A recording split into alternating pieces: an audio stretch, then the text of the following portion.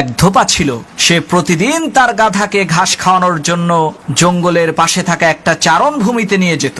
একদিন সে জঙ্গলের মধ্যে যাওয়ার পর খুবই চমৎকার উজ্জ্বল একটা পাথর পেল। এরপর সেই পাথরটাকে নিয়ে এসে সেটাকে মালা বানিয়ে ওই গাধার গলায় পরিয়ে দিল। সেই ধোপা আবার প্রতিদিন ওই গাধাকে গোসল করিয়ে দিত। ওই সুন্দর পাথরটা দিয়ে গাধার পুরো শরীর ঘষে পরিষ্কার করত।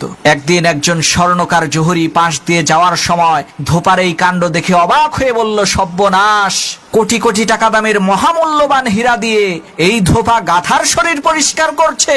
স্বর্ণকার জহুরি তো বুঝতে পেরেছে এই ধোপা তো জানেই না যে তার হাতে কোটি কোটি টাকা দামের হীরা রয়েছে। সে জানলে কি আর এত মহামূল্যবান হীরা দিয়ে গাধার শরীর পরিষ্কার করত? তখন ওই স্বর্ণকার জহুরি বুদ্ধি করে তৎক্ষণাৎ ওই ধোপাকে বলল, ভাই, তোমার হাতের ওই পাথরটা আমার কাছে বিক্রি করে ফেলো।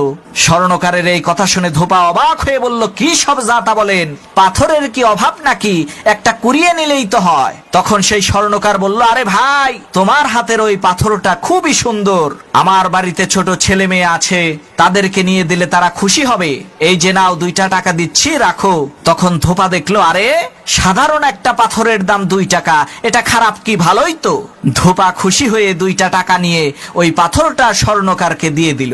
যখনই ওই পাথরটা স্বর্ণকার হাতে নিয়েছে তখন সাথে সাথে ওই পাথরটা টুকরো টুকরো হয়ে একেবারে পাউডার হয়ে গেল। তখন ওই স্বর্ণকার পাথরকে জিজ্ঞেস করলো, কিরে, তুই তো গাধার গলায় ছিলি, তখন তো তুই টুকরো টুকরো হইলি না, তোকে দিয়ে এই ধোপা গাধার শরীর পরিষ্কার করলো, তাও তুই টুকরো টুকরো হইলি না, আর আমার হাতে আসার সাথে সাথে তুই টুকরো টুকরো হয়ে গেলি।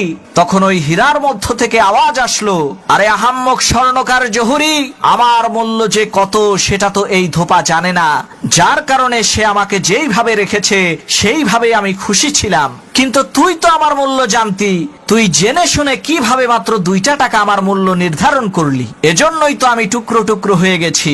প্রিয় ভাই সব, ঠিক একই ভাবে হাসরের ময়দানে আল্লাহর কোরআন আলেম ওলামাদের বিরুদ্ধে সাক্ষী দেবে। কোরআন বলবে, আরে আহাম্মক, সাধারণ মানুষ তো আমার মূল্য জানতো না, তুই তো জানতি, তুই তো আলেম ছিলি, তুই কেন আমাকে অবহেলা করলি, কেন তুই আমার অপব্যাখ্যা করলি।